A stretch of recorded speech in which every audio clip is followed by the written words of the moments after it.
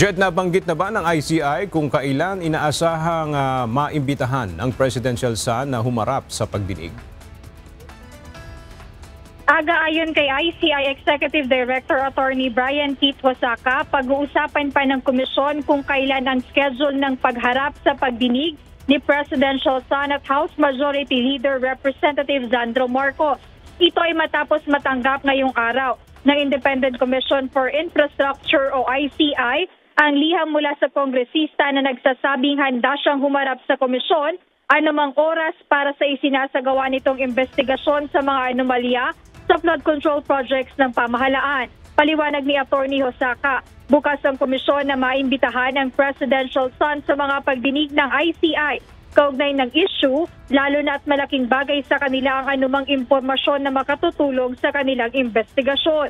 Ngunit hindi pa masabi sa ngayon ng ICI kung ito ba ay ila-live stream o gaya ng mga nakaraang pagdinig na closed door o isang executive session.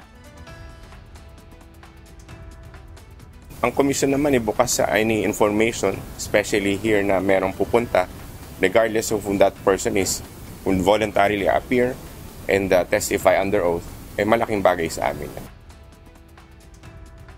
Nilinaw ni Attorney Hosaka na ang magiging imbitasyon kay Congressman Marcos ay walang kinalaman sa mga naging pahayag ni former House Appropriations Committee Chairperson Congressman Zaldico. Ngayong araw, nagpapatuloy ang mga pagdinig ng komisyon kaugnay pa rin sa investigasyon sa flood control projects anomaly, kung saan humarap ngayon sa ICI sina Quezon City 6th District Representative Marivic Popular at Quezon City 5th District Representative Patrick Michael Vargas. Parehong humiling ang dalawang kongresista ng executive session, kaya nakaantabay ang media kung haharap ba sila pagkatapos ng kanilang hearing sa ICI.